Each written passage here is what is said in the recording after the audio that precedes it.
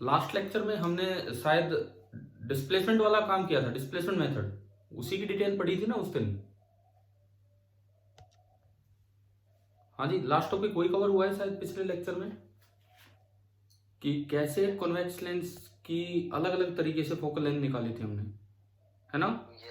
ठीक है, तो अब इसके बाद अब देखो, जो आपका जो डिस्कशन होगा, मैं अगले 8-9 दिन थोड़ा बिजी हूँ, मैं आपको बता दूं पहले ही। जैसे कोई बच्चा आप में से मान लो डाउट सेंड करे या इस तरह से, मैं जस्ट आपका लेक्चर ले रहा हूँ और अपना काम कर रहा हूँ, अपनी पढ़ाई कर रहा हूँ, केवल लेक्चर ले रहा हूँ और अपनी पढ़ाई कर रहा हूँ। तो आफ्टर 9 सितंबर मतलब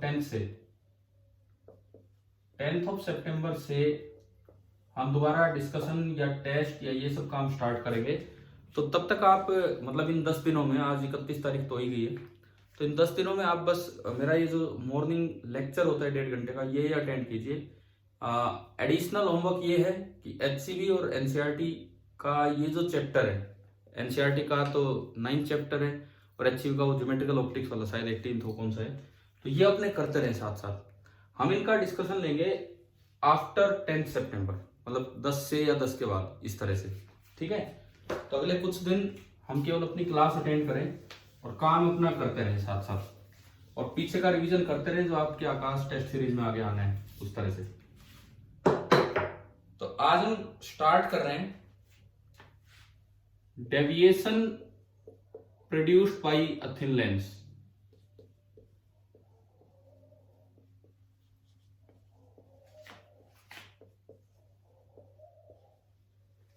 किसमें? इन ए पेरेक्शियल रे।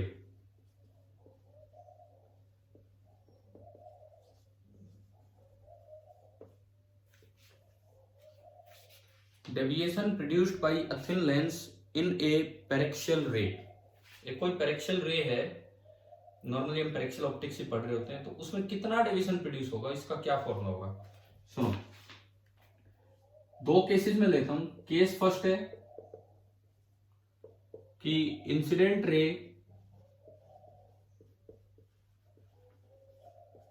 Is parallel to principal axis. Incident ray is parallel to principal axis. एक केस आपका ये है, पहला केस। अब इसमें अगर मैं डायग्राम बनाऊं, देखो ये आपने लेंस बनाया, ये कॉन्वेक्स लेंस है, इसकी फोकल लेंथ है एफ। फोकल लेंथ इसकी पॉजिटिव होगी नेगेटिव होगी? नॉर्मल कंडीशंस में पॉजिटिव होगी, तो इसका सेकंड फोकस यहां होगा, और ये एफ पॉजिटिव है, तो इट मीन्स ये दूरी एफ ही होगी, क्योंकि डिस्टेंस तो हमेशा पॉजिटिव होती है। अब incident ray I parallel to principal axis, paraxial ray है ये आई। सपोज ऑप्टिकल सेंटर से ये एच आई टू पर ये रे आके टकराई है, तो कहां से पास होगी ये? आफ्टर रिफ्लेक्शन ये कहां से जाएगी? F2। तो ये वाली रे यहां से पास होगी F2 से। अब अगर मैं इसमें डेविएशन दिखाना चाहूं, तो भाई ये जो एंगल है यही तो डेविएशन होगा, ये एंगल आपका डेविएशन एंगल है, तो हमें ये देखना है कि कितना होगा। अच्छा, ये एंगल डेल्टा है तो ये भी डेल्टा होगा, अल्टरनेट इंटीरियर एंगल। ये एच, ये एफ, तो अगर आप यहां देखें तो tan delta that is equal to H by F. अब अगर आप पेरेक्शियल रीजन की बात कर रहे हैं तो एंगल छोटे होते हैं, अगर एंगल छोटे होंगे तो टेन डेल्टा को आप नियरली डेल्टा ही लिख पाएंगे। तो in paraxial region tan delta is nearly equal to delta. इसका मतलब मेरे पास डेविएशन का फॉर्मूला आ गया एच बाई एफ। एच तो वो हाइट है कि ऑप्टिकल सेंटर से कितना ऊपर आके रे टकराई है, कि रे इंसिडेंट हुई है, और एफ है इसकी फोकल लेंथ। ये हमने पहला केस लिया जब इंसिडेंट रे पैरेलल है। अब दूसरा केस,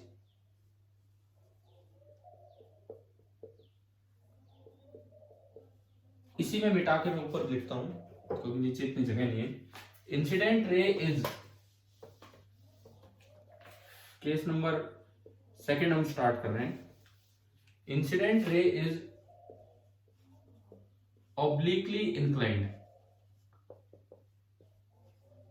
ऑब्लिकली इंक्लाइंड मतलब प्रिंसिपल एक्सिस के साथ किसी एंगल पे रे आ रही है।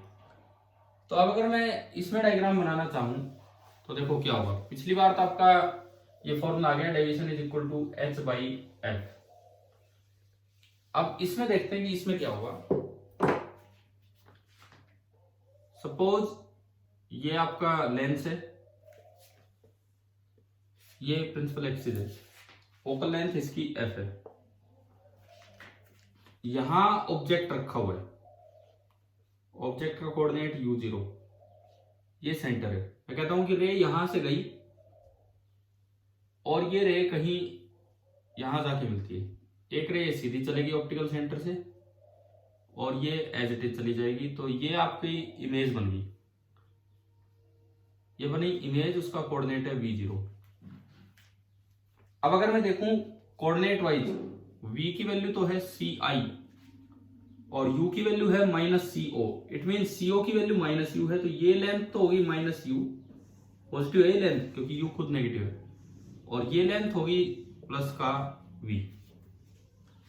अब अगर मैं डेविएशन की बात करूं, कहां दिखाऊं कौन सा है डेविएशन एंगल, ये रे, इसमें देखो ऑब्लिकली इंक्लाइंड रे ये थी, ये रे यूज आ रही है। देखो इसमें कोई डेविएशन नहीं हुआ, इसमें कोई डेविएशन नहीं हुआ क्योंकि ये रे तो पैरेलल टू प्रिंसिपल एक्सिस थी और इसकी हाइट 0 है ऑप्टिकल सेंटर से, तो h0 तो डेविएशन 0, इस तरह से। अब अगर मैं इसमें देखूं और ये मुझे निकालना है कि डेविएशन क्या होगा, ये वाला डेविएशन मुझे निकालना होगा। मैंने माना कि ये एंगल है अल्फा, ये एंगल है गामा, ये वो है जो हम पहले मानते थे अल्फा बीटा गामा, उस तरह से ऑब्जेक्ट वाला अल्फा, इमेज वाला गामा, ये हमने मान लिए। तो आप एक बात बताओ, डेल्टा अल्फा और गामा में क्या रिलेशन नजर आ रहा है आपको? Delta is equal to alpha plus हाँ, delta is equal to alpha plus gamma. Exterior angle is equal to sum of two interior opposite angles, opposite interior. अब मान लो ये जिस हाइट पे आई है, पिछली बार भी h की टर्म्स में फॉर्मूला आया था, वो हाइट है h, ये रे जिस हाइट पे गई है वो हाइट h है। पिछली बार भी हमारा ये फॉर्मूला आया था, deviation is equal to h by f। तो अब इसमें देखें tan डेल्टा कितना होगा, इधर से ट्राइंगल ये वाली जो है इससे tan delta h upon -u, ठीक है, और tan डेल्टा बोल गया, sorry, tan alpha, tan alpha की हम बात कर रहे हैं इस ट्राइंगल से, tan alpha h upon -u। Similarly इधर से tan गामा कितना होगा, tan gamma h upon v। अब पैरेक्शियल रीजन में आप एंगल्स के tan हटा सकते हो, यानी कि अल्फा की वैल्यू नियरली आ गई h अपॉन -u, यहां से गामा की वैल्यू नियरली आ गई h अपॉन v। आप इन वैल्यूज को उठा के उसमें रख दो, ये जो चल रहा है इसमें, तो deviation is equal to alpha h upon -u plus gamma h upon v। अगर आप दोनों में से h कॉमन ले लें तो ये बचेगा 1/v माइनस 1/u, और ये एक लेंस है, एक लेंस में 1/v माइनस 1/u क्या होता है बताओ? 1/f। लेंस फॉर्मूला से ये आपका हो गया 1/f, h इंटू 1/f। तो अगेन क्या सेम फॉर्मूला आ गया कि नहीं बताओ, h/f। तो ये फॉर्मूला याद रखना है। मींस लेंस ने कितना डेविएशन प्रोड्यूस किया वो इस बात पे डिपेंड नहीं कर रहा, इस बात पे डिपेंड ही नहीं कर रहा कि ऑब्जेक्ट कहां रखा है। देखो ऑब्जेक्ट यहां रखा होता, h हाइट पे रे आई, डेविएशन h/f। ऑब्जेक्ट थोड़ा दूर भी रखा होता, लेकिन अगर h हाइट पे रे आ रही है तो उसमें भी डेविएशन कितना प्रोड्यूस होगा, h/f। मतलब क्या, सुने, अगर मैं इसी डायग्राम में मैं ऑब्जेक्ट को थोड़ा दूर कर दूं, ऑब्जेक्ट मैंने यहां किया o डैश, अब यहां से मैंने एक रे ली इस हाइट पे, ये एक रे ली h हाइट पे, तो जो डेविएशन प्रोड्यूस होगा डेविएशन प्रोड्यूस होगा वो इसमें भी इतना ही होगा। कैसे? पिछली बार वो रेड लाइन से इतनी मुड़ी है, तो इस बार ये भी डेल्टा मुड़ेगी, और डेल्टा मुड़ेगी तो ये कहीं यहां से जाएगी, तो इस बार जो इमेज है आई डैश वो इधर आ गई। यानी कि अगर सेम हाइट पे रे आ रही है अलग अलग ऑब्जेक्ट से भी, तो भी डेविएशन दोनों में एंगल सेम होगा। क्या ये पॉइंट समझ में आएगा क्या बताया मैंने लास्ट, या नहीं आ रहा है? अगर नहीं आया तो मैं दोबारा डायग्राम बना के बताऊं ये पॉइंट। देखो सुन लो इधर, ये ब्लू वाली लाइन थी जो आगे रेड बना के दिखा दी थी हमने, ये ब्लू वाली लाइन थी, ये एच हाइट पे आके टकराई इस ऑब्जेक्ट से, तो डेविएशन एच बाई एफ। अगर कोई ऑब्जेक्ट आपने दूर भी किया और उसी हाइट पे जो रे आके टकरा रही है उसमें भी डेविएशन उतना ही होगा, तो उसमें भी डेविएशन इतना ही होगा। तो इसका क्या मतलब है, पिछली बार ये रे यहां से मुड़ी, इस जगह से मुड़ी तो ऊपर ही रहेगी इधर, इस बार ये नीचे से मुड़ना स्टार्ट हो रही है रे ऐसे वाली, तो और ज्यादा मुड़ेगी। और आप खुद देखो, ऑब्जेक्ट को आपने इधर चलाया है, तो लेंस में ऑब्जेक्ट और इमेज सेम डायरेक्शन में चलते हैं कि अपोजिट डायरेक्शन में? सेम में। तो जब ऑब्जेक्ट इधर चलाया तो इमेज भी इधर शिफ्ट हो रही है। इसका मतलब ये भी एक इंपॉर्टेंट पॉइंट है कि deviation produced bye a lens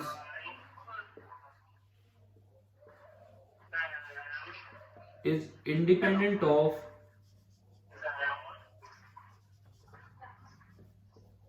position of object। जब तक x सेम रहेगा, जिस हाइट पे रे आ रही है,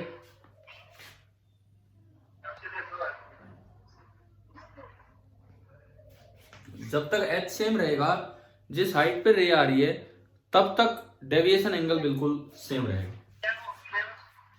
हाँ जी भाई, क्लियर हुआ ये वाला पॉइंट डेविएशन। और देखो पिछली बार जब आपने ray parallel to principal axis मानी, तो इसका मतलब आपने ऑब्जेक्ट कहां पहुंचा दिया? अगर आपने ray parallel to principal axis मानी है, तो इसका मतलब आपने कहां पहुंचा दिया ऑब्जेक्ट को?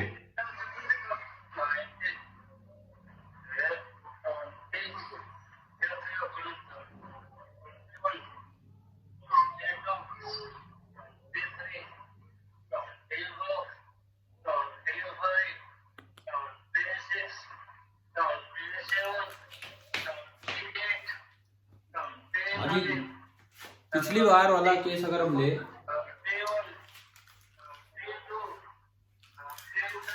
सर विजेंद्र सर,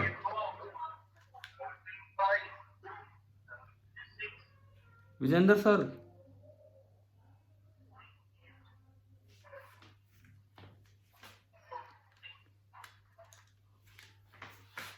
भाई बच्चों मेरी आवाज आ रही है कि नहीं ये बताओ आप बीच में?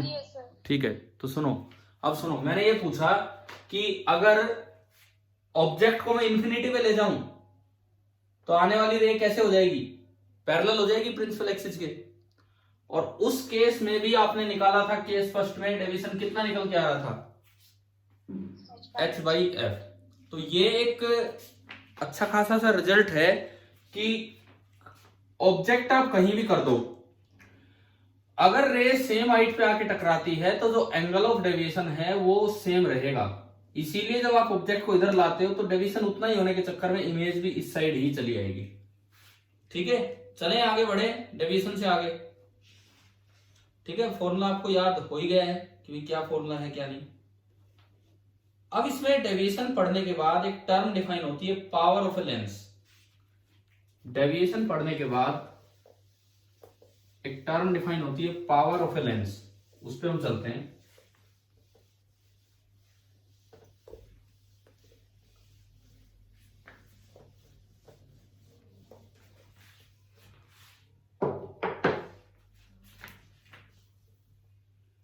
ये जो अभी मैंने पावर से पहले मैं ये इस पे क्वेश्चन देता हूं, पीछे जो पॉइंट पढ़ाया उस पे एक सवाल सुने। ये प्रिंसिपल एक्सिस है, एक ऑब्जेक्ट यहां रखा है इससे 5 सेंटीमीटर दूर, एक रे इंसिडेंट हुई है, पैरेक्सल रे होंगी तो बहुत ऊपर नहीं, एक रे इंसिडेंट हुई है यहां से 1 सेंटीमीटर ऊपर, इस तरह से, और वो रे बैंड होके यूं आ गई, और ये जो एंगल है, ये एंगल आपको दे रखा है सपोज 8 डिग्री, इस तरह का दिया है कुछ। अब सवाल आ जाए कि इसी लेंस पे मैंने ऑब्जेक्ट कर दिया दूर,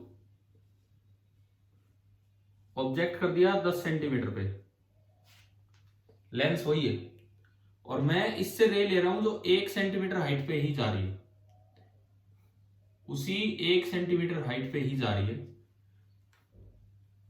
ये पॉइंट था ए,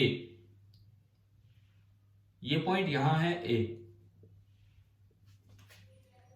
अब देखो ये तो इनिशियल डायरेक्शन है, एक रे तो ये दिखाई गई ऑप्शन में कि ए से ही पास हो रही है, थोड़ा छोटा बन रहा है डायग्राम लेकिन आप समझ पाओगे, और ये एंगल है 6 डिग्री। एक रे दिखाई गई है जो ए से भी आगे से पास हो रही है, इस तरह से, और उसमें डेविएशन दिखाया है 4 डिग्री। और एक रे दिखाई गई है जो ए से भी इधर से पास होगी, और उसमें डेविएशन दिखाया गया है 8 डिग्री। 3 ऑप्शन आ जाए या नन ऑफ दिस, तो कौन सी रे सही है बताओ? 8 डिग्री वाली, ये जो रेड कलर वाली रे है, मतलब उस पॉइंट पे डायरेक्ट क्वेश्चन बना के दिया जा सकता है कि अगर 1 सेंटीमीटर ये हाइट है और एक ही ये हाइट है, चाहे ऑब्जेक्ट 5 पे रखा हो चाहे 10 पे, अगर 1 सेंटीमीटर हाइट पे लेंस पे रे आके टकराई है, पिछली बार अगर डेविएशन 8 था तो इस बार भी 8 ही होगा, और 8 करने के चक्कर में और ज्यादा इधर इमेज बन जाएगी। ठीक है, चलें तो हम आगे बढ़ते हैं, और अब हम पावर पढ़ते हैं कि पावर ऑफ ए लेंस का क्या मतलब होता है। चलो बताओ, आपने छोटी क्लासेज में भी ये वर्ड पढ़ा होता है, 10th क्लास में भी आया होता है, अब बताइए मुझे पावर ऑफ ए लेंस का मतलब क्या होता है?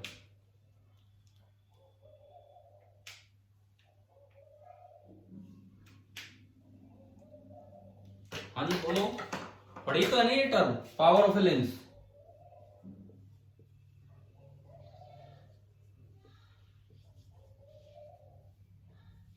हाँ भाई पढ़ी तो है ना ये वाली term power of a lens कभी पहले? देखो क्वालिटेटिवली तो पावर का क्या मतलब है,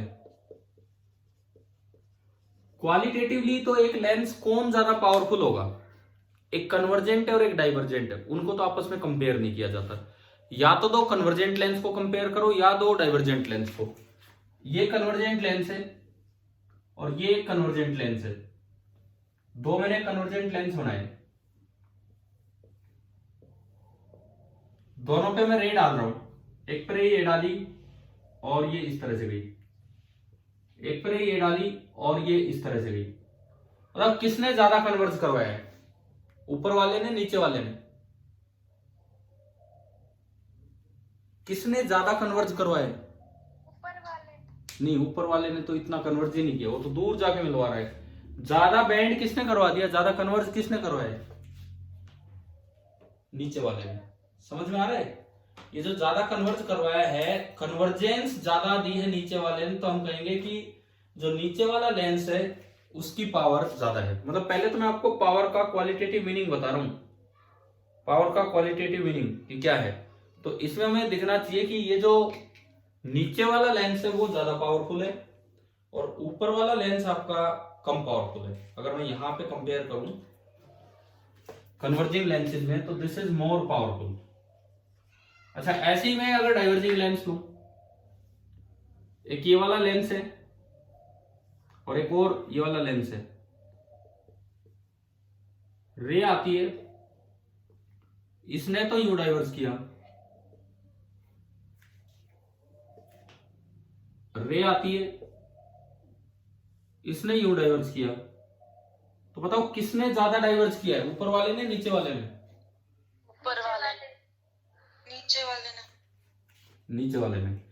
डाइवर्ज मतलब कितना फैला दिया, तो ज्यादा तो इसने फैलाया ना, उसमें देखेंगे तो ज्यादा उसने कन्वर्ज किया है, तो यहां पे ये मोर पावरफुल है। इसका मतलब power as a physical quantity रटने की बजाय हमें पहले ये समझना चाहिए कि पावर ऑफ ए लेंस का मतलब क्या है। तो अगर इसको हम क्वालिटेटिवली लिखना चाहें तो qualitatively power of a lens is a, मैं इसको मिटा देता हूं, हटा देता हूं यहां से।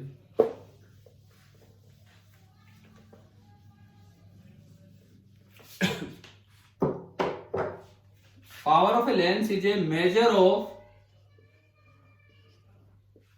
द कन्वर्जेंस और divergence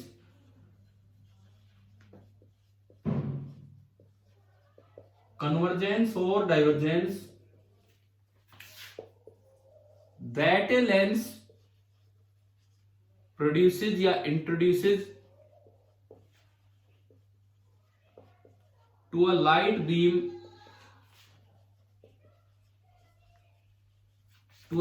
beam falling on it।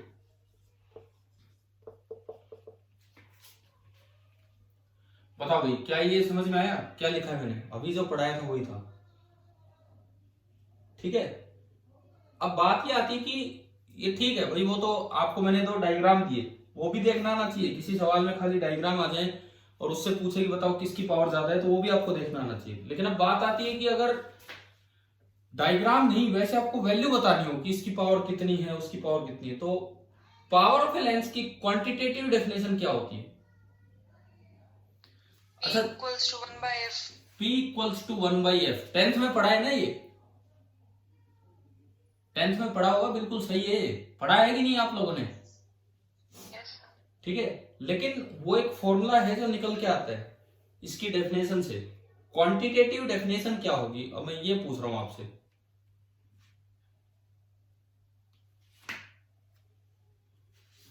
देखो क्वांटिटेटिव डेफिनेशन क्या है, सुनिए। Quantitatively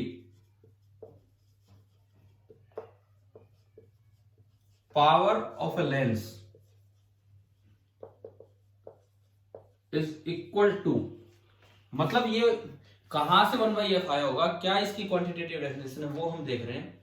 is equal to the tangent of the angle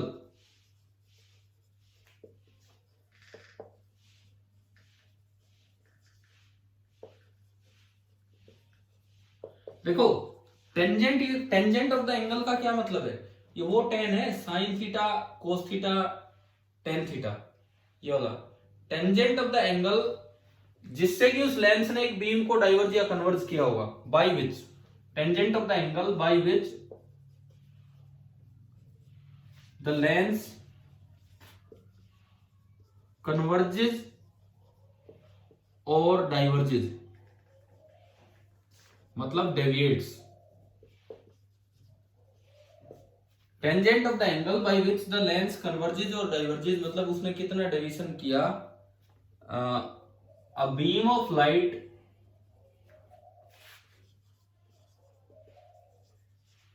falling at unit height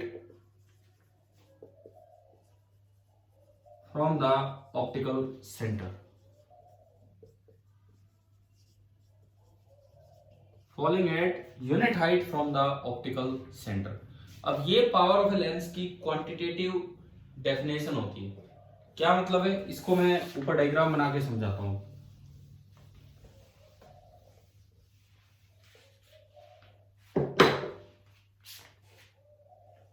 ये आपने कोई कन्वर्जिंग लेंस लिया,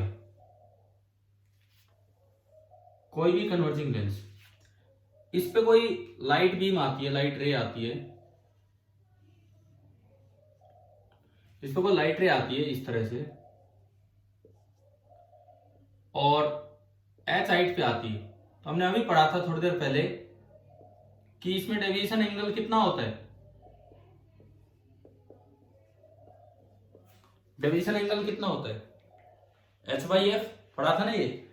फॉर स्मॉल एंगल्स जो डेविएशन एंगल होता है वही टेन डेल्टा भी आप लिख सकते हो, क्योंकि हम टेन डेल्टा को ही डेल्टा लिख के आ रहे थे, क्योंकि हम टेन डेल्टा को ही डेल्टा लिख रहे थे, तो आपने लिख दिया ten delta equal to H by F. अब इस डेफिनेशन पे आप आओ, power of a lens is equal to tangent of the angle, मतलब tan delta, tangent of the angle by which the lens deviates, मतलब tan डेल्टा कितने angle से लेंस ने उस बीम को डेविएट किया, कौन सी beam, falling at unit height from the optical centre, मतलब P is equal to tan delta if H is equal to 1। ये पावर की डेफिनेशन होती है, P is equal to tangent of delta if H is equal to 1, ये आपकी power की definition होती है। बताओ भाई यहां तक आया समझ में क्या है? ठीक है, अब इसमें देखो आप H को अगर मैं 1 रख दूं तो tan डेल्टा कितना हो गया, H को अगर मैं 1 रख दूं तो tan डेल्टा कितना हो गया 1/f, तो इसीलिए पावर का वो फॉर्मूला निकल के आता है 1/f। तो जो क्वांटिटेटिव डेफिनेशन है वो ये है, उस क्वांटिटेटिव डेफिनेशन से ये फॉर्मूला निकल के आता है पावर का 1/f, जो आपने 10th क्लास में पढ़ लिया होता है। और इसकी यूनिट क्या होती है पावर की, ऑप्टिकल पावर की, वैसे तो 1 मीटर इनवर्स, फोकल लेंथ की यूनिट मीटर, लेकिन ऑप्टिक्स में 1 मीटर इनवर्स को एक नया नाम दिया जाता है, आपने सुना होगा 10th में, डायोप्टर, और सिंबल इसका होता है कैपिटल डी। डायोप्टर सिंबल होता है कैपिटल डी, ये इसकी पावर होती है। अच्छा इसमें ये सुनो, अगर फोकल लेंथ पॉजिटिव है तो पावर पॉजिटिव होगी, विद साइन चलता है। फोकल लेंथ नेगेटिव है तो पावर नेगेटिव होगी। तो बताओ कन्वर्जेंट लेंसेज की, कन्वर्जिंग लेंसेज की पावर पॉजिटिव है कि नेगेटिव?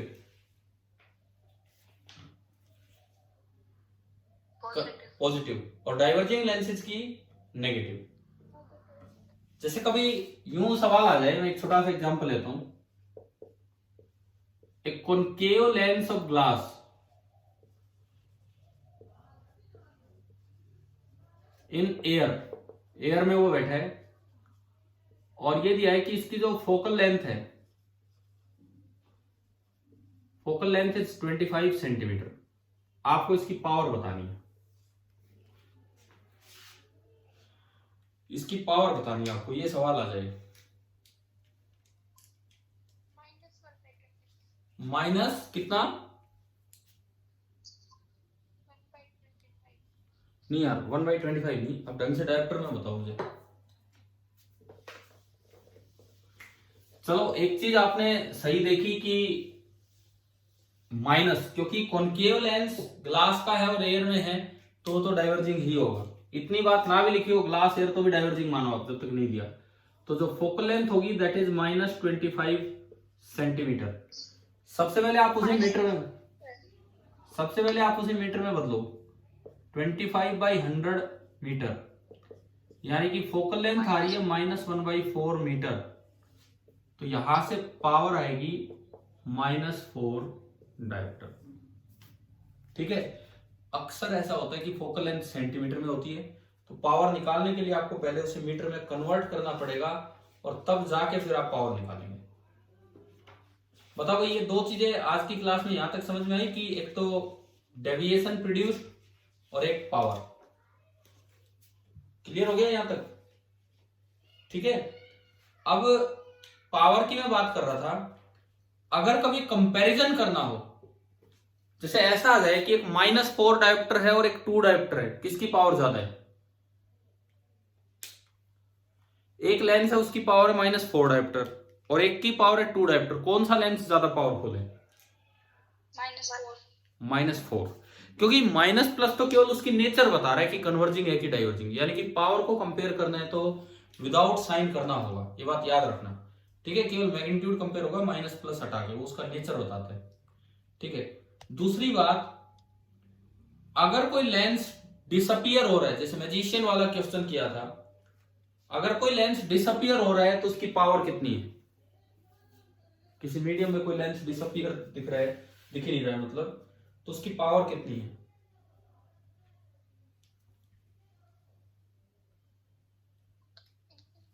बताओ।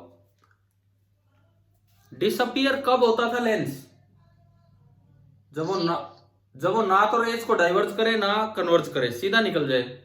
और हमने देखा था कि n रिलेटिव इक्वल टू 1 हो जाए। अगर n रिलेटिव इक्वल टू 1 हो रहा था तो 1/f 0 हो गया था। ध्यान है ना ये ऐसे ही सवाल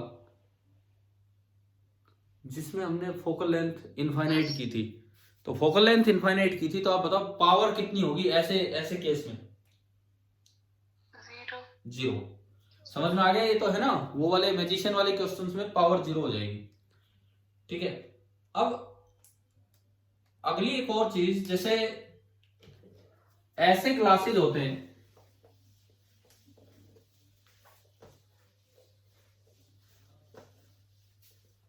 मान लो एक इस तरह का लेंस है,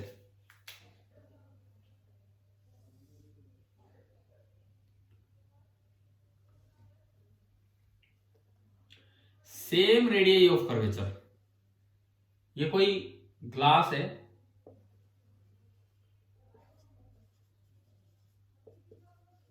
सेम रेडियस दोनों साइड, ठीक है। इधर की तरफ आप और बाहर ऑब्जेक्ट है। आपने चश्मे लगा रखे हैं इस तरह का,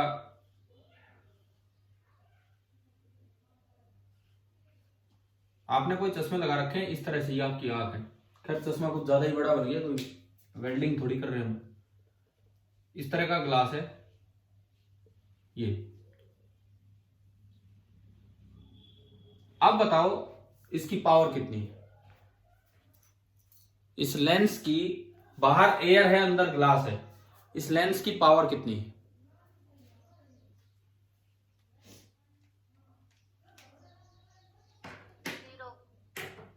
0। फिर 0 है तो फिर ये लगा क्यों रखा है? क्या 0 लेंस का पावर हम यूज करते हैं क्या कभी? 0 लेंस का ग्लास हम यूज करते हैं क्या कभी? 0 लेंस, 0 पावर का लेंस इस तरह से? बताओ आप, मैं कुछ एक लॉजिकल सी बात पूछ रहा हूं यहाँ पे। क्या हम कभी 0 पावर के लेंसेज या ग्लासेज यूज करते हैं? करते हैं सर। कब? सनग्लासेस वगैरह। हाँ बिल्कुल सही जवाब दिया है। देखो बिल्कुल सही जवाब दिया है, नहीं तो मैं सोच रहा था कि वो पता नहीं कहां पे क्या तुक्का लगाएंगे, लेकिन इन्होंने बिल्कुल सही जवाब दिया। जो आपके सन ग्लासेज होते हैं वो इस टाइप के ही होते हैं। अब देखो दोनों की रेडियस सेम है और दोनों का सेंटर एक ही साइड है। कर्वेचर ऐसा है कि दोनों का सेंटर एक ही साइड है, यानी कि R1 और R2 प्लस माइनस के साथ दोनों पॉजिटिव होंगे। तो आपने फॉर्मूला लगाया 1/f is equal to n relative minus 1 into 1/R1 minus 1/R2। अब ये दोनों कट गए तो 0 हो गया। इससे 0 नहीं हुआ, इससे 0 हो गया, क्योंकि ये दोनों सेम साइड में, अगर अपोजिट साइड में होते तो एक माइनस माइनस प्लस बन जाता, तो 0 हो गया। 1/f 0 मतलब पावर 0। अब एक बच्चे ने जवाब दिया सन ग्लासेज। रिचा आपने जवाब दिया ये? Yes sir. ठीक है, तो यूं बताओ फिर उसमें फिर फायदा क्या है ऐसे लेंस का? वो ना तो रेज को कन्वर्ज कर रहा है ना डाइवर्ज कर रहा है। क्यों हम सन ग्लासेज, जो सन ग्लासेज का मतलब काले चश्मे नहीं होता भाई, यूं नहीं कोई भी काले चश्मे आप खरीद लाए वो सन ग्लासेज। सन ग्लासेज अच्छे ग्लास होते, पोलराइड ग्लासेज होते। तो फिर जब 0 पावर के लेंस हैं तो फिर उनको क्यों यूज किया जाता है? एक आगे एक फिनोमिना हम पढ़ेंगे पोलराइजेशन, वेव ऑप्टिक्स में। तो सन ग्लासेज का जो मेजर काम है पोलराइजेशन। वो पोलराइजेशन करवाते हैं और उससे जो बाहर जितनी इंटेंसिटी होती है उससे केवल आधी इंटेंसिटी हमारी आंखों में आ पाएगी और उससे हम थोड़ा सा मतलब आराम से वहां चल पाएंगे। तो ये पोलराइजेशन के साथ है। बट आप ये ध्यान रखना कि ये जो सन ग्लासेज होते हैं इनमें इस तरह का काम रहता है कि जो इसकी पावर होती है वो बिल्कुल 0 रखते हैं, बस केवल पोलराइजेशन उनका मेन पर्पज होता है। ठीक है, तो कभी पूछ लिया जाए क्या लेंस की पावर 0 होती है प्रैक्टिकली, तो बिल्कुल होती है सन ग्लासेज में। ठीक है भाई, आ गया समझ में? अब अगली चीज, क्या हमने मिरर में कभी स्फेरिकल एब्रेशन वर्ड पढ़ा था? बताओ। हाँ भाई, क्या मिरर में कभी आपने स्फेरिकल एब्रेशन वर्ड पढ़ा था क्या? अरे नहीं पढ़ा कि पढ़ा था स्फेरिकल एब्रेशन? तो उसका मतलब क्या था एक बार ये बताओ। स्फेरिकल एब्रेशन का क्या मतलब था?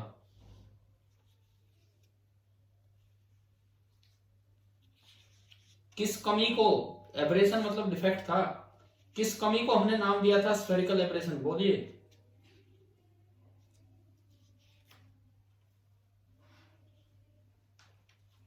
अरे बताओ यार, पढ़ा तो रखा आपको, एक छोटी सी बात थी ये।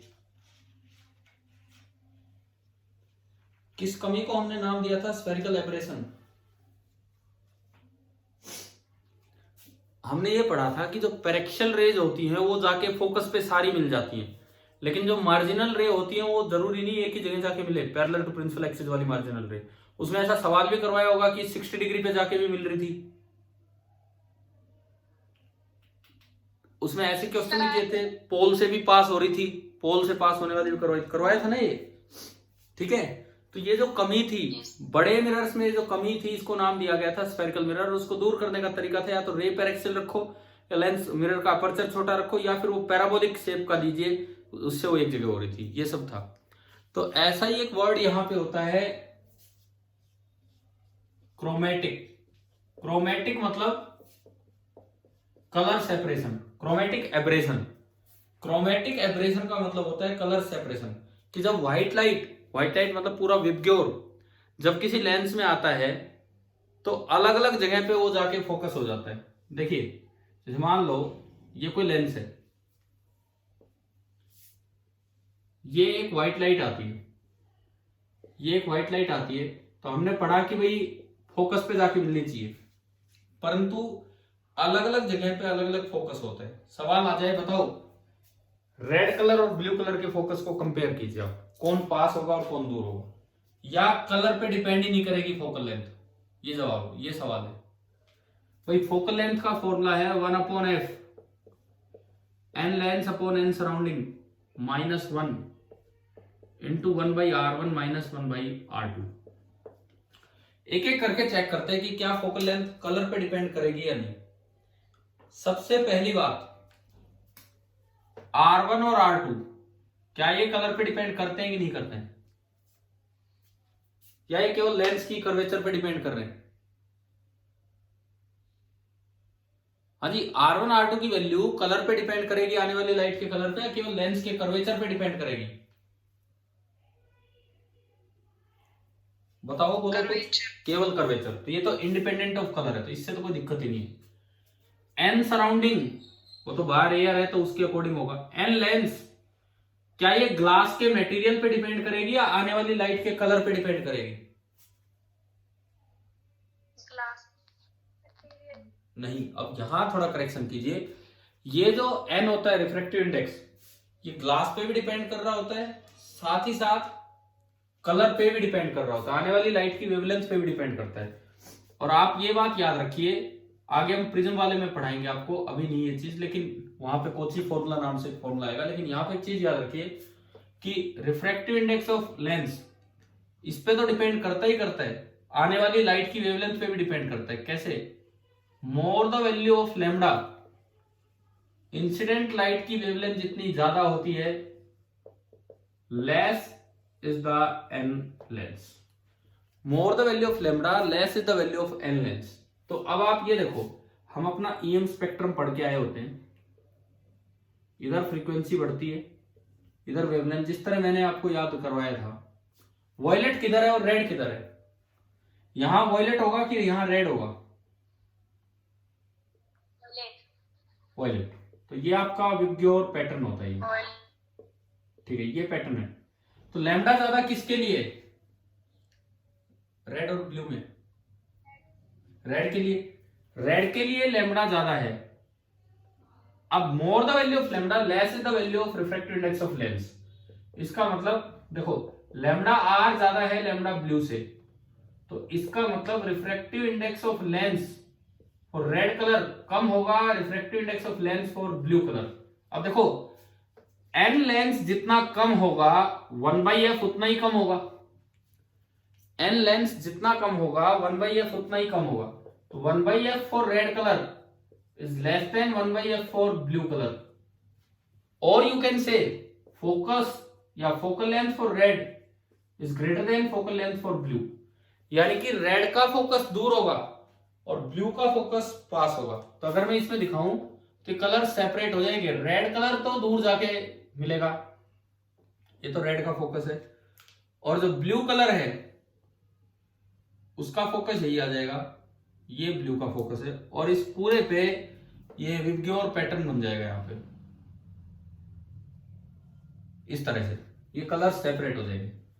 तो ये एक डायग्राम दिमाग में रखना भाई, लेंस का ये वाला डायग्राम दिमाग में रखना, क्रोमेटिक एब्रेशन वाला, कि इस तरह से भी लेंस गड़बड़ करता है।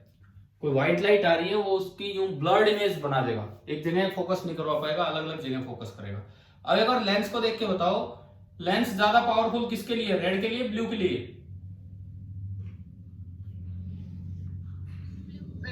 ब्लू के लिए। आपने कोई और फॉर्मूला नहीं देखा, आपने डायग्राम देखा है कि ब्लू को ज्यादा बेंड किया।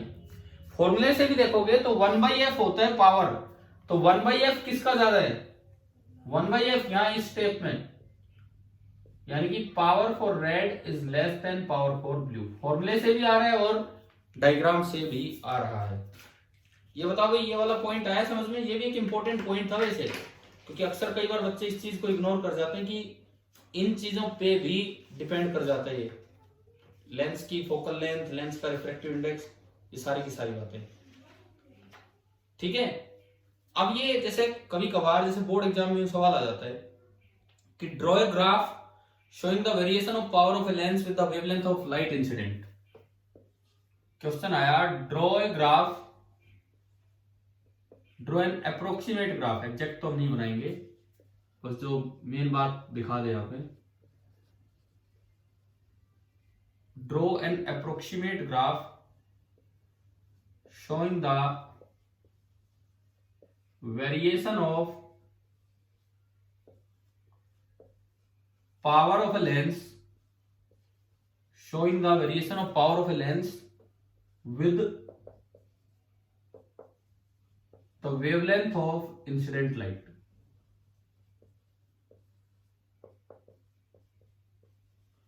तो एक बार आप केवल डायग्राम देख के ही बता दो, वेवलेंथ बढ़ रही है तो पावर बढ़ रही है कि पावर कम हो रही है? हाँ जी बताओ, वेवलेंथ बढ़ रही है, आप वॉयलेट से रेड की तरफ जा रहे हो, पावर बढ़ रही है कि पावर कम हो रही है? कम हो रही है।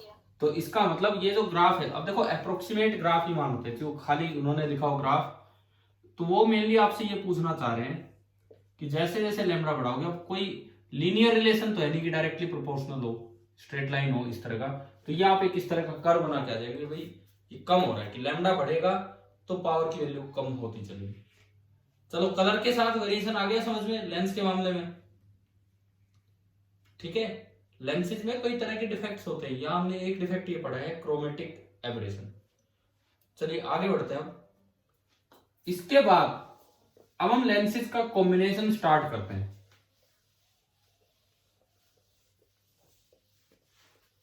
लेंसेज का कॉम्बिनेशन स्टार्ट करते हैं कि क्या इफेक्टिव फोकल लेंथ होगी, किस तरह से वो काम करेगा। तो सबसे पहले मैं लेता हूं थिन लेंसेज इन कॉन्टेक्ट।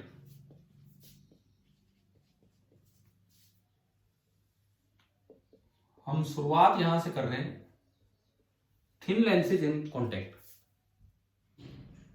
अब वो कैसे भी हो सकते हैं, एक लेंस ये है और इसके बिल्कुल कॉन्टेक्ट में एक और लेंस कॉन्वेक्स रख दिया। ऐसा भी हो सकता है एक कॉन्वेक्स हो, उसके साथ एक प्लेनो कॉनकेव रख दिया।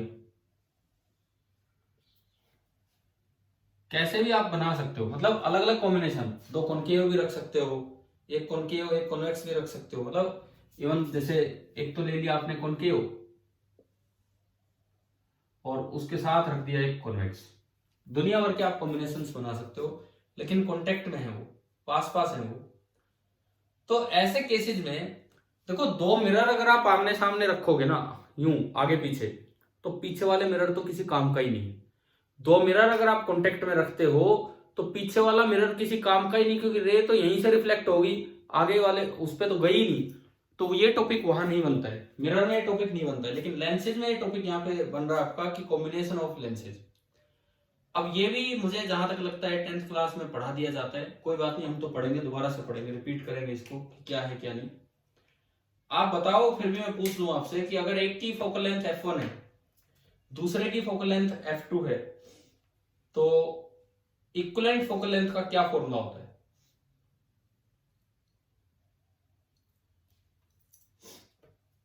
एक की फोकल लेंथ f1 है, दूसरे की फोकल लेंथ f2 है, तो इक्विवेलेंट फोकल लेंथ का क्या फॉर्मूला होता है, बताइए।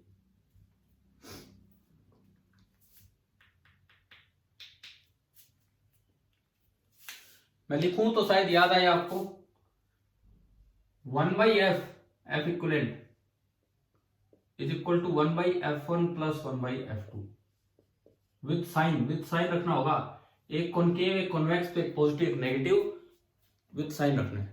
इसी फॉर्मूले को ऐसे भी लिख दिया जाता है, power equivalent is equal to P1 plus P2।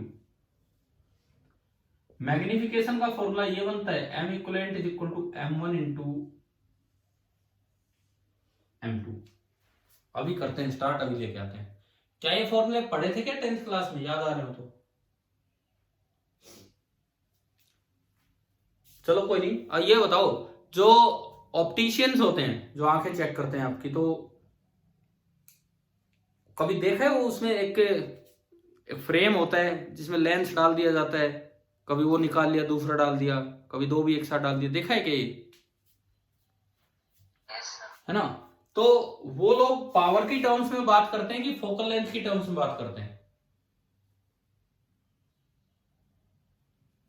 वो लोग जो बताते हैं, पॉइंट्स बताते हैं, पावर की टर्म्स में बात करते हैं कि फोकल लेंथ की टर्म्स में बात करते हैं? पावर। कारण है उसका, अगर वो लोग दो कॉम्बिनेशन देख रहे होंगे और फोकल लेंथ ले ली उनकी, तो कैलकुलेशन ही करते रह जाएंगे, इससे कैलकुलेशन करो फिर निकालो। पावर में देखो कितना आसान है, एक लेंस है 0.7 डायोप्टर का, अगला लेंस रखा 0.2 डायोप्टर का, तो आपने तुरंत इफेक्टिव पावर बता दी 0.9, जबकि उससे अगर फोकल लेंथ पता होता उन्हें तो वो बार बार कैलकुलेशन करते रहते। तो इसीलिए ऑप्टिशियंस प्रीफर करते हैं पावर की टर्म्स में बातें करना, और इसमें सब कुछ विद साइन रखना है। जो भी ओवरऑल आंसर आएगा उससे फिर हम अंदाजा लगाएंगे। जैसे मान लो एक पॉजिटिव है एक नेगेटिव, ये नेगेटिव है पॉजिटिव, ओवरऑल अगर पॉजिटिव आ गया तो वो कन्वर्जिंग का काम कर रहा होगा, और ओवरऑल अगर नेगेटिव आ गया तो वो डाइवर्जिंग का। तो पहले तो हम शुरुआत करें इसके प्रूफ से। आसान सा प्रूफ है, देखो आसान सा प्रूफ है, कैसे देखिए। इवन ये फॉर्मूला एक्सटेंड हो सकता है 2 से 3 लेंस 4 लेंस, इस तरह से, बस थिन होने चाहिए। मान लो मैंने ये 2 लेंस लिए, इससे फर्क नहीं पड़ता आप कॉनकेव लेते हो कॉन्वेक्स लेते हो क्या लेते हो, थिन है तो दोनों का ऑप्टिकल सेंटर आप एक ही जगह मान सकते हो। This is lens number L1 L2, focal length f1 f2, ये है। अब इसमें देखिए, मान लो ऑब्जेक्ट यहां कहीं है, मैं कहता हूं कि ऑब्जेक्ट यहां है, उसका कोऑर्डिनेट u0। अब पहले लेंस ने जो इमेज बनवाई होगी किसी वी डैश पे बनवा दी, image is found at V dash, क्योंकि फाइनल इमेज तो वी पे बनेगी। साइड में करता हूं मैं, मान लो यहां कहीं फाइनल इमेज बनी है, ये फाइनल इमेज बनी है v0 पे। इसका क्या मतलब है, आपने रे ली, एक रे तो सीधी चलने दो, एक रे तो सीधी ही चलने दो, इस तरह से आपने रे ली। अब इस लेंस ने उसको कहीं भेजा होगा, इस लेंस ने कोशिश की थी इसको वहां भेजने की, और ये जहां जाता उस पॉइंट को मैंने बोल दिया वी डैश। परंतु जो दूसरा लेंस है, दूसरे लेंस ने इसको फिर से थोड़ा बेंड कर दिया, और वो रे जाके यहां चली गई। ये आपका है बी। एक बार बताओ, क्या ये रे डायग्राम आ रहा है क्या समझ में? ठीक है, ये रे डायग्राम आ गया समझ में कि ये ऑब्जेक्ट है, ये इमेज है, ये बीच की इमेज है जो इसने बनवाई होगी, जो अगले के लिए ऑब्जेक्ट का काम करेगा। मुझे इसका इक्विवेलेंट लेंस बनाना है, तो उसका मतलब भी क्या होगा कि अगर यहां इमेज बनी है तो फाइनली भी यही इमेज बने। यहां ऑब्जेक्ट था तो अब भी अगर मैं यहां ऑब्जेक्ट लूं तो इमेज वहीं बने, और इसकी फोकल लेंथ हमने बोल दी एफ इक्विवेलेंट, मतलब इस तरह का डायग्राम बने। ये है, ये आपका इक्विवेलेंट डायग्राम है। पहले आप ये बताओ, क्या दो डायग्राम समझ में आ रहे हैं, दोनों कंपैरिजन कैसे हुए? हाँ भाई, डायग्राम क्लियर हुआ? ठीक है। Yes. अब four lens L1, four lens L1, L1 के लिए, L1 लेंस के लिए आप ये बताओ, U तो U है, जहां ऑब्जेक्ट है वही है। L1 लेंस के लिए जो V है वो आपका V है कि V डैश है? L1 लेंस के लिए V dash. V डैश, और F है F1। तो आपने लेंस इक्वेशन लगाई 1 by V V dash 1 by U is equal to 1 by F1, equation number 1। अब मैं इसके बाद चलता हूं फोर लेंस L2। अगर मैं लेंस नंबर 2 पे चलूं तो उसके लिए U कितना? लेंस नंबर 2 के लिए ऑब्जेक्ट कहां है, कौन है, बताओ? लेंस नंबर 2 के लिए जो रिफ्रैक्शन होगा उसमें U कितना, बताओ यार? 0. जीरो? जीरो कैसे? सेकंड लेंस के लिए ऑब्जेक्ट का काम वो करेगा जो पहले लेंस की इमेज है। तो अब बताओ U कितना होगा? V dash. V dash, U होगा V डैश, एंड V होगा फाइनल V, और इसका F है F2। आपने फिर से लेंस इक्वेशन लगाई 1 by V minus 1 by U की जगह V dash is equal to 1 by F2, equation number 2। मुझे V डैश को एलिमिनेट करना है, तो मैं दोनों इक्वेशंस को ऐड कर दूं। अगर मैंने इक्वेशन नंबर 1 और इक्वेशन नंबर 2 को ऐड किया तो 1 बाई वी डैश से 1 बाई वी डैश कैंसिल हो गया, और ये बचा 1 by V minus 1 by U is equal to 1 upon F1 plus 1 upon F2, equation number 3। आगे ना समझ क्या हुआ है? ठीक है। और अगर आप इस इक्विवेलेंट डायग्राम को देख के लेंस इक्वेशन लगाते हैं तो यहां इक्वेशन ही ये बनेगी 1 by V minus 1 by U is equal to 1 upon F equivalent, equation number 4। हाँ भाई, क्लियर हुआ? ठीक है। अब अगर आप 3 एंड 4 को कंपेयर करें, अगर आप 3 एंड 4 को कंपेयर करें तो आप बताओ क्या ये पहली इक्वेशन आ गई है कि नहीं?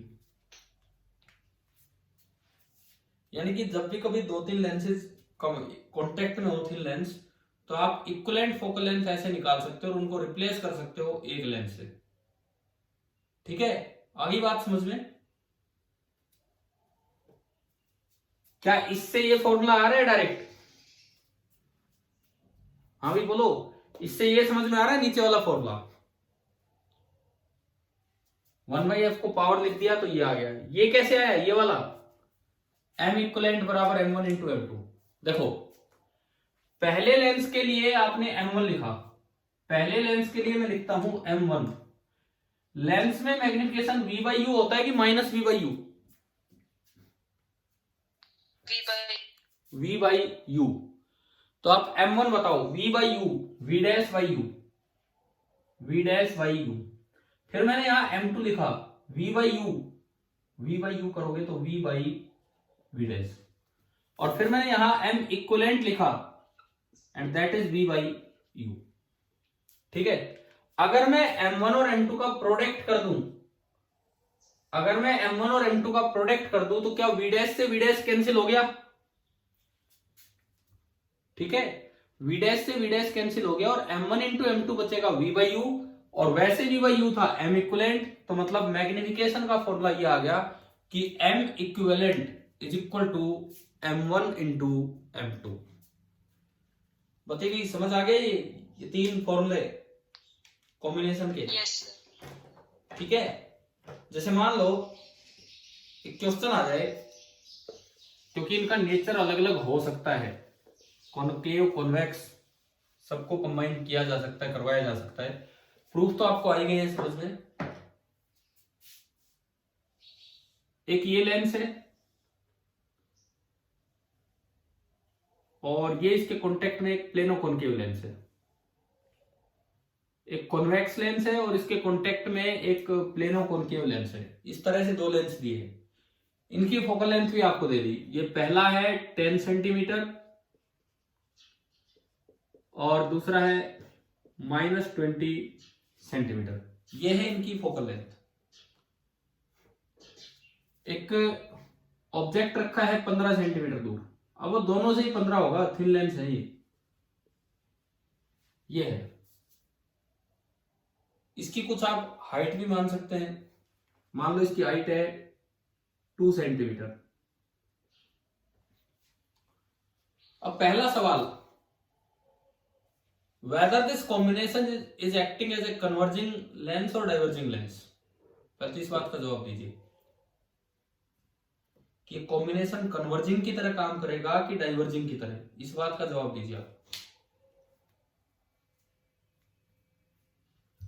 करो, आप सोल्व करो, मैं पूछ रहा हूं आपसे सवाल।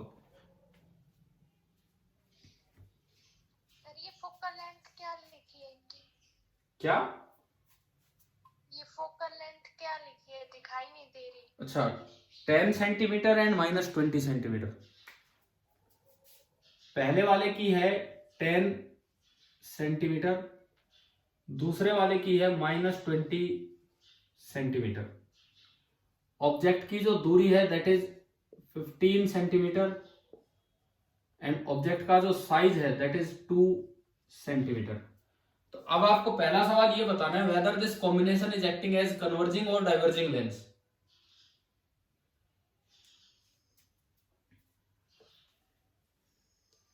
कैसे निकालोगे? कोई कन्वर्ज बोल रहा है, कोई डाइवर्ज बोल रहा है। डाइवर्जिंग देखते हैं। 1/f equivalent that is equal to 1/f1 plus 1/f2। आपने विद साइन रखा, f1 इज 10 और ये माइनस के साथ आएगा। एलसीएम लिया 20, 2 - 1 प्लस का 1/20, यानी कि जो f इक्वलेंट आया पॉजिटिव आ गया। ये कन्वर्जिंग है कि डाइवर्जिंग है? फिर ये इतना गलत आंसर क्यों आ रहा था एक बार में, मतलब पहली बार में? अभी तो फॉर्मूला बताया था। आप लोगों ने क्या डायरेक्ट देख लिया भाई ये बड़ा है? ऐसे देखा है कि ये बड़ी फोकल लेंथ है तो चलो इसकी चलेगी। जिसकी फोकल लेंथ ज्यादा होगी उसकी पावर कम होगी, क्योंकि पावर फोकल लेंथ का रेसिप्रोकल होता है। तो ये थोड़ा ध्यान देना इतनी सी बात पे। चलो, पहला सवाल हमें पता लग गया कि ये जो नेचर है इस कॉम्बिनेशन का, जो नेचर है दैट इज कन्वर्जिंग। अब बात आती है दूसरे सवाल की, find the position of image. अब आपको दो बार रिफ्लेक्शन नहीं करवाना, आपको इक्विवेलेंट फोकल लेंथ पता लग चुकी है तो एक बार रिफ्लेक्शन करवा लेना है।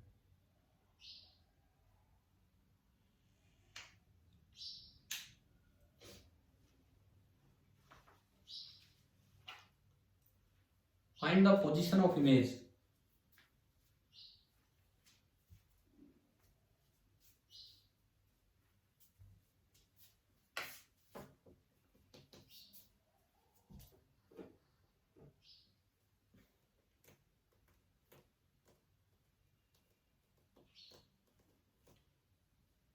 फॉर्मूला लगाना है lens equation.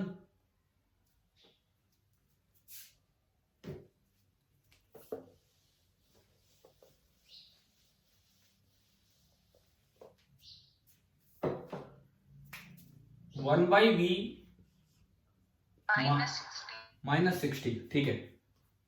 1/u that is -15 is equal to 1/f and that is 20।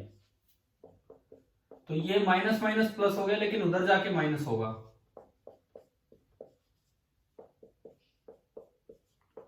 LCM आया 60, 3 - 4, तो 1/v is equal to -1/60। It means v is coming out to be -60 centimetre. ठीक है, मतलब इमेज और भी इधर बनेगी इस साइड। ये रियल इमेज है कि वर्चुअल इमेज है?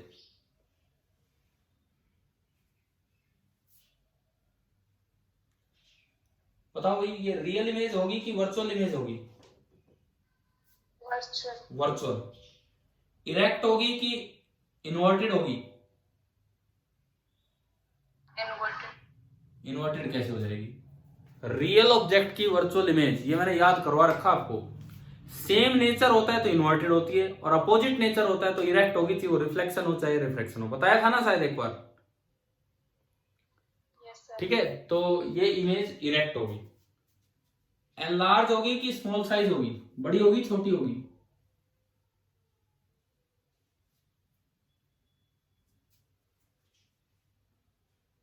भाई ये सीधा है, बहुत सीधा है। ऑब्जेक्ट पास है कि इमेज पास है? ऑब्जेक्ट पास है ना लेंस के, इमेज दूर है, दूर है तो बड़ी होगी। और आखिरी सवाल, इमेज का साइज कितना होगा? आखिरी सवाल, इमेज का साइज कितना होगा, कितना सेंटीमीटर? 8 सेंटीमीटर। 8। देखो मैग्निफिकेशन अगर आप निकालते हो that is V by U। V है -60 एंड U है -15, तो ये प्लस का 4 आएगा, इनकी 4 टाइम्स बड़ी इमेज, तो ये 2 है, तो हाइट ऑफ इमेज आ गई 8 सेंटीमीटर। बताओ भाई ये आया, समझ आ गया?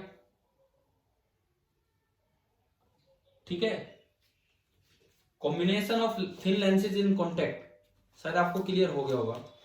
अब एक बार अपनी बुक में, एनसीईआरटी टेक्स्ट बुक में एक क्वेश्चन पे आप आओ, क्वेश्चन नंबर 10, एक्सरसाइज का 10th क्वेश्चन।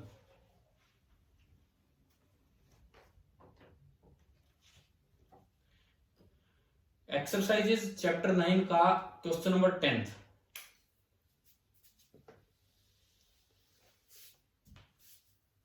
क्या लिखा उसमें? What is the focal length of a, मिल गया ना आपको, सवाल निकाल लिया होगा आपने। हम इस पे है एनसीईआरटी एक्सरसाइज 9.10, 10वें सवाल पे।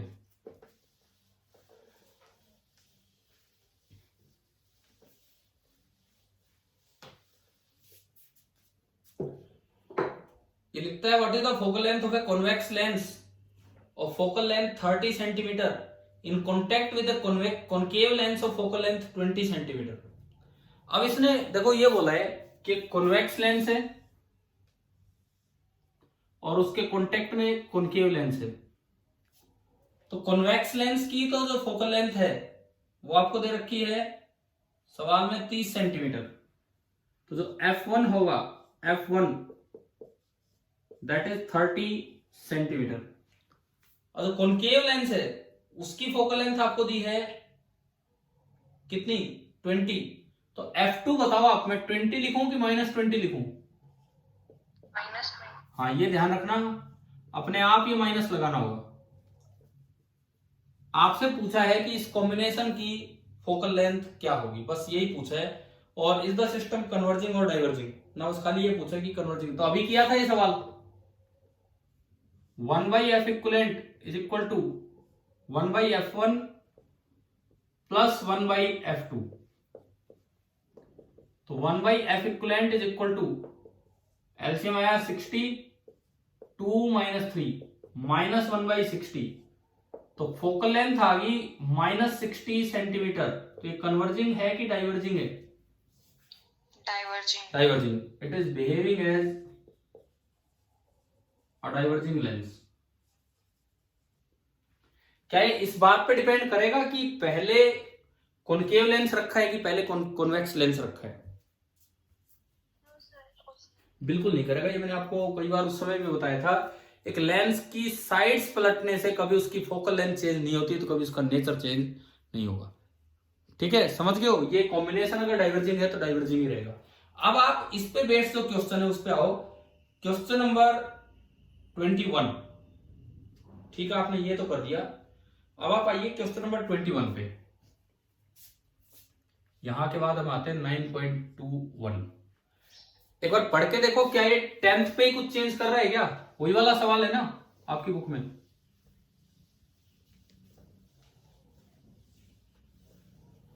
हाँ भी बोलो, वही क्वेश्चन है कि 10th में कुछ चेंज किया है? Determine the effective focal length of the combination of the two lenses in exercise 10th if they are placed 8 centimetre apart with their principal axis coincident। अब इसने कुछ चेंज कर दिया, सवाल ही चेंज कर दिया। एक कॉन्वेक्स लेंस था जिसकी फोकल लेंथ है 30 सेंटीमीटर, और एक उसके आगे दिया है कॉनकेव जिसकी फोकल लेंथ है -20, लेकिन उसको 8 सेंटीमीटर दूर रख दिया। यहां से 8 सेंटीमीटर दूर ये कॉनकेव लेंस है और इसकी फोकल लेंथ है -20, और ये दूरी आपकी है 8 सेंटीमीटर। अब देखो, अब ये सवाल ही बहुत अच्छा बन गया अलग होके। अब ये कहता है determine the effective focal length, और आगे ये और लिखते does the answer depend on which side of the combination the beam is incident. और क्या ये इफेक्टिव फोकल लेंथ का कॉन्सेप्ट यहाँ पे यूजफुल होगा कि नहीं होगा। पहला सवाल, इफेक्टिव फोकल लेंथ कैसे निकालें। सबसे पहली बात तो ये आती है, तो अब ये कॉन्टेक्ट में तो है नहीं जो आप वो फॉर्मूला लगा दें, कॉन्टेक्ट में तो है नहीं जो आप ये सीधा फॉर्मूला लगा दें। तो अब इफेक्टिव फोकल लेंथ कैसे कैसे मतलब डिफाइन करें हम।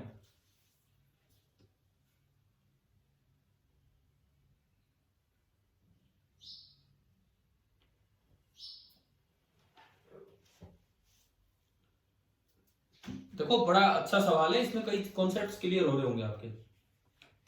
आपको हमने एक चीज पढ़ाई थी कि अगर दोनों साइड मीडियम अलग हो तो कैसे निकालते हैं फोकल लेंथ। अरे बताओ, अगर दोनों साइड मीडियम अलग हो तो कैसे निकालते हैं फोकल लेंथ। क्या ये सिखाया था क्या।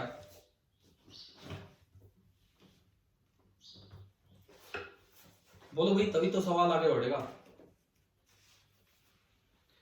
क्या हमने ये सीखा हुआ है क्या कि अगर दोनों साइड मीडियम अलग हो तो कैसे निकालते हैं फोकल लेंथ।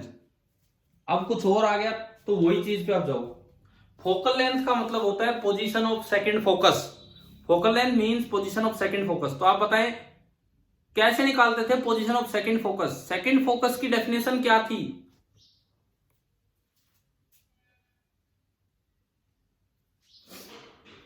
यार बोलो भाई, कुछ तो बोलो, तभी तो आगे बढ़ेंगे हम। सेकंड फोकस हमने निकालना सीखा था। देखो, एक लेंस में अगर फॉर्मूला पढ़ लिया 1/f is equal to n relative -1 into 1/r1 - 1/r2। फिर मैंने बताया कि अगर दोनों साइड मीडियम अलग हो तो आपको कैसे निकालना होता है। तब कैसे निकालते थे फोकल लेंथ।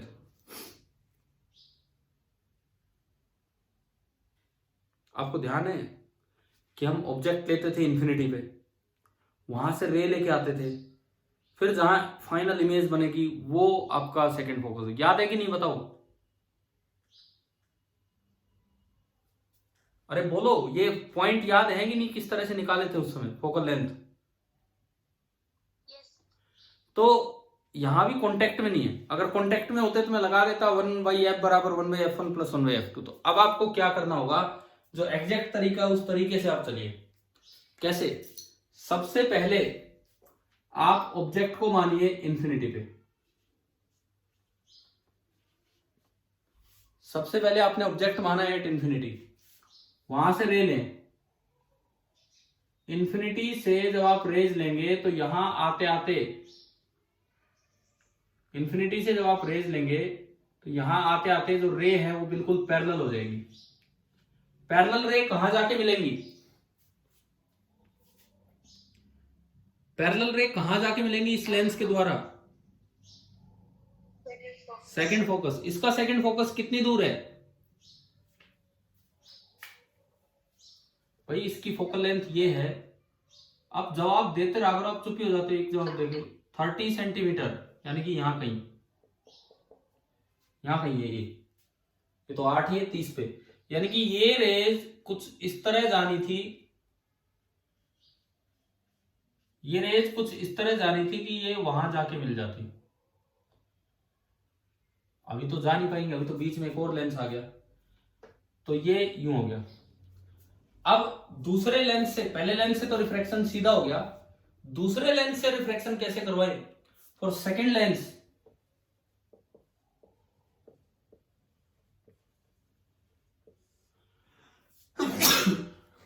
बताओ सेकंड लेंस के लिए यू कितना होगा? इंफिनिटी। सेकंड लेंस के लिए यू देख के बताओ डायग्राम से।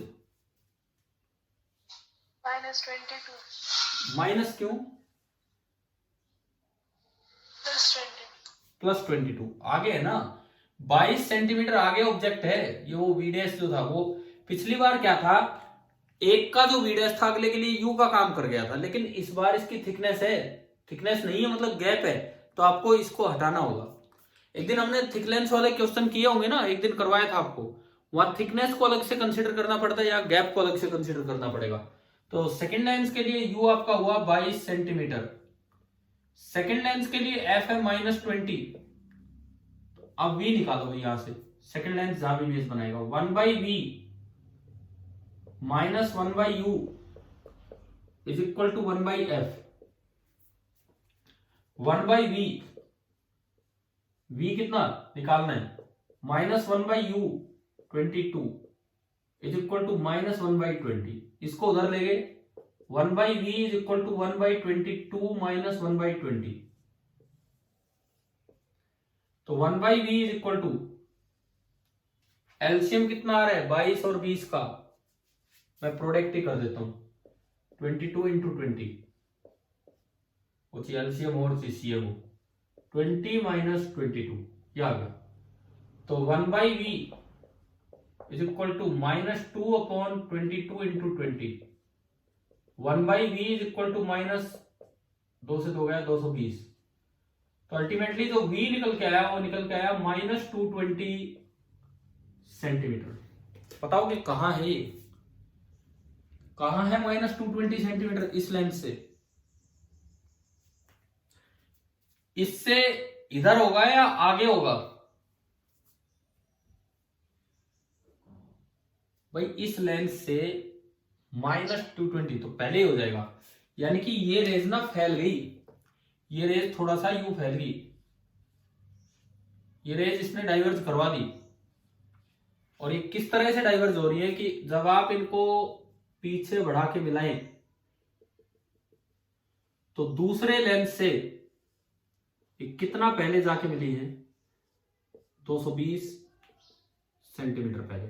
तो इस सिस्टम ने इंफिनिटी से आने वाली रेज की इमेज यहां बनवाई, इस सिस्टम ने इंफिनिटी से आने वाली रेज की इमेज यहां बनवाई, तो ये पॉइंट इसका सेकंड फोकस होगा। अब इसमें फोकल लेंथ तो क्या बोले, इससे कितनी दूर उससे कितनी दूर, तो इसमें आंसर देने का तरीका होता है सेंटर ऑफ द सिस्टम से। बताओ आप सेंटर ऑफ द सिस्टम से कितनी दूर है? भाई सेंटर ऑफ द सिस्टम से कितनी दूर है, ये पूरा 8, तो इसका सेंटर 4 पे 216। तो सेंटर ऑफ द सिस्टम से 216 सेंटीमीटर दूर है ये वाला फोकस, सेकंड फोकस जिसको हम बोल रहे हैं। तो अगर लेंसेज दूर दूर हो तो क्या आपको समझ में आ गया कैसे आपको फोकस लोकेट करना है? पहली बात, ठीक है। बताओ एक मिनट, कोई भी दिक्कत हो तो इसमें पूछिए अभी। अच्छा दूसरी बात, अब अपने सवाल पे आप आइए, क्वेश्चन की एक एक लाइन पढ़ते हैं। देखो, determine the effective focal length of the combination. अब इफेक्टिव फोकल लेंथ क्या बताएं, तो आपको क्या बोलना होगा, इसका आंसर क्या लिखना होगा? आंसर ये लिखना होगा, आवाज नहीं आ रही है,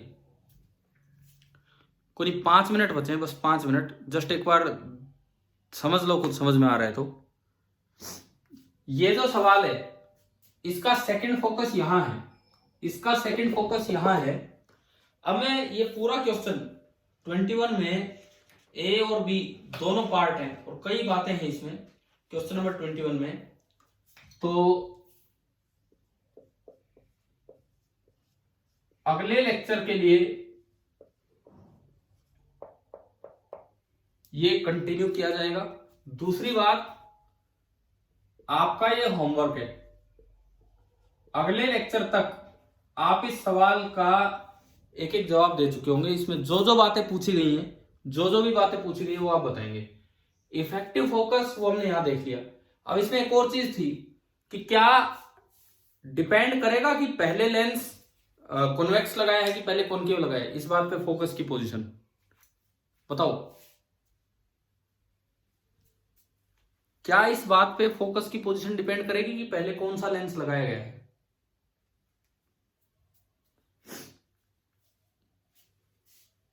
बोलो यार, जवाब दो एक बार, फिर हाँ ना कुछ यस और नो दो ही तो आंसर है। Yes sir. क्यों? अभी तक तो हम ये पढ़ रहे थे कि नहीं डिपेंड करेगी, तो आप याद रखें अगर लेंसेज के बीच में सेपरेशन है तो अब फोकस कहां होगा, इक्विवेलेंट फोकस, वो इस बात पे डिपेंड करेगा कि पहले कौन से लेंस पे रे डाली गई है। लेकिन अगर वो कॉन्टेक्ट में होते तो ये इंडिपेंडेंट होता। फिर एक और सवाल था, क्या ये इफेक्टिव फोकल लेंथ का कॉन्सेप्ट यहाँ मीनिंगफुल है? जैसे दो लेंस अगर कॉन्टेक्ट में थे, हमने एक सवाल किया, एफ इक्विवेलेंट निकाल दिया और एफ इक्विवेलेंट निकाल के फिर सीधा फॉर्मूला लगा दिया 1/v minus 1/u is equal to 1/f equivalent, और वहां से आपने v निकाल लिया। क्या उस तरह का काम यहाँ पे हो पाएगा क्या? क्या इस सिस्टम में कहीं भी ऑब्जेक्ट रखा हो, कहीं भी ऑब्जेक्ट, इन्फिनिटी तो नहीं, कहीं भी, तो क्या मैं 1/v माइनस 1/u को 1/f इक्विवेलेंट से रिप्लेस करके v निकाल पाऊंगा कि नहीं निकाल पाऊंगा? तो देखो, ये आपको 2-3 सवालों के जवाब देने हैं, ये मैं आपके लिए होमवर्क छोड़ रहा हूं। कल की क्लास में ये लगा लो कि लगभग पहले आधे घंटे से भी ज्यादा टाइम तक ये कॉन्सेप्ट ही डिस्कस होगा कि इफेक्टिव फोकल लेंथ का यहाँ क्या मतलब होता है। अगर डायरेक्ट पूछ लिया जाए, दो तरीके से ना करना हो तो कैसे निकालें, फिर इक्विवेलेंट लेंस अगर रखना हो, तो उसकी पोजीशन कहां होगी, क्या वो सच में भी फायदेमंद है कि नहीं है ऐसे किसी भी सिस्टम के लिए। तो नेक्स्ट क्लास जो कल होनी है उसमें हमारा पहला जो टॉपिक रहेगा वो यही रहेगा कि थिन लेंसेज इन कॉन्टेक्ट वाला तो खत्म हो चुका था। इस क्वेश्चन ने हमें सिखाया thin lenses with some separation, thin lenses with some separation. कल हम ये लेंसेज से रिफ्रैक्शन पे लास्ट क्लास ले रहे होंगे, कल मतलब ट्यूसडे। कल लेंसेज से रिफ्रैक्शन वाले पार्ट खत्म। हमने आपको कहा था कि ज्योमेट्रिकल ऑप्टिक्स हम 4 पार्ट में पढ़ रहे हैं। पहला रिफ्लेक्शन, दूसरा रिफ्रैक्शन एंड लेंसेज, तीसरा प्रिज्म एंड डिस्पर्जन। तो परसों से प्रिज्म वाला पार्ट स्टार्ट करेंगे, उसमें पहले रिफ्लेक्शन आएगा, फिर डिस्पर्जन एंड स्कैटरिंग आएगी, एंड चौथा पार्ट होगा ऑप्टिकल इंस्ट्रूमेंट्स, वो 4th एंड लास्ट पार्ट होगा ज्योमेट्रिकल ऑप्टिक्स का। तो यानी कि कल आपका सेकेंड पार्ट फिनिश हो रहा होगा, परसों से हम तीसरा पार्ट अपना स्टार्ट कर रहे होंगे। दूसरी बात मैं एक बार फिर लास्ट में रिपीट करता हूं, 9 तारीख तक, मतलब 10 तारीख से हम आपके फिर से कुछ एक्स्ट्रा डाउट्स या ये सब लेना स्टार्ट कर देंगे। मैं थोड़ा बिजी हूं, 9 तारीख तक बिल्कुल समय नहीं है, तो मैं आपकी क्लास लूंगा 1.5 घंटे, आप वो अटेंड कीजिए। अपना होमवर्क आप करते रहें, ट्राई करते रहें। एक तो HCV का एक चैप्टर है ज्योमेट्रिकल ऑप्टिक्स, और NCERT का एक चैप्टर है, ये 2 ही काम कर लीजिए, बहुत है इन 8-9 दिनों में। बाकी आप अपना पीछे का रिवीजन करते रहिए, ठीक है भाई। कोई डाउट्स आए आप भेजना चाहो भेज सकते हो, मैं रिप्लाई करूं ना करूं अभी पता नहीं है इन 8-9 दिनों में, ठीक है। Thank you.